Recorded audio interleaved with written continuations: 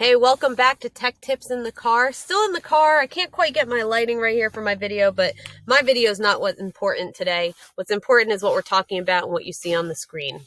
So this is a little bit specific to Salesforce users, but don't click off just yet if you're not a Salesforce user, because one message I want to get across is that if there is something happening in your tech system, something that is annoying, confusing, doesn't work for you, slows you down, stops your work, please, there may be a solution out there. We'll just look for it. You can ask me about your issue. I'll look for the solution with you. I want to help you find it. And what we're talking about in this video is an example of something annoying and slowing you down in Salesforce that can be fixed with a simple solution. We're going to look at this simple solution and one that's a little cool in spreadsheets because I can't help myself from sharing it.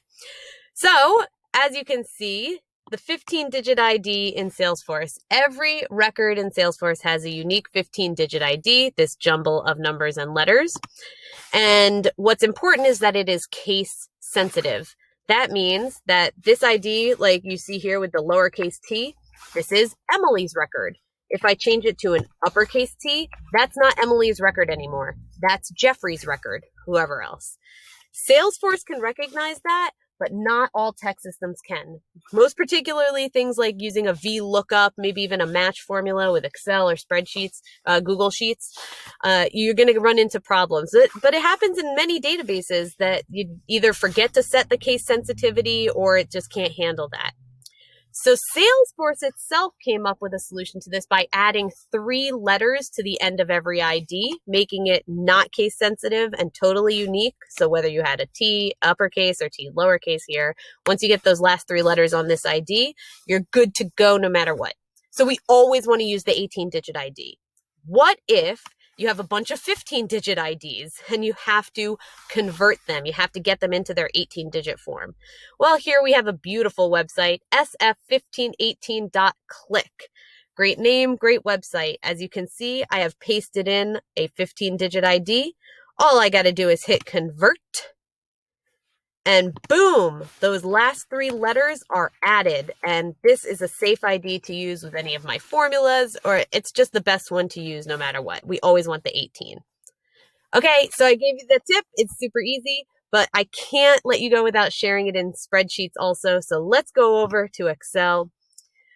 I've set up the steps here so that you can follow it. We're going to be creating a formula that will do the same thing. It will convert the 15 to the 18, and we're going to check that we get it right. So all we got to do is be a spreadsheet badass.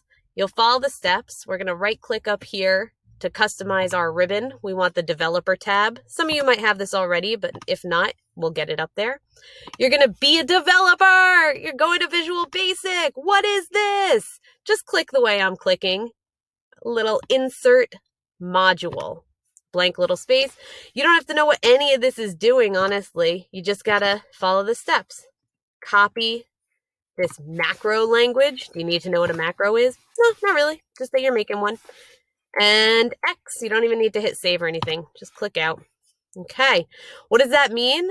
That means that Excel has a new formula called Hicks-Rotella. It doesn't exist until you make it there. And all you have to do is select your 15-digit ID, and boom, it gives you back your 18-digit ID. And you can see our accuracy check was set. We can see that it did give us the correct 15 to 18 digit. So show the world how freaking amazing you are by doing it with the website or with Excel. And if you're looking for solutions to your tech issues, I know they're out there. Let me help you find them if you need any help. All right, enjoy the rest of your day.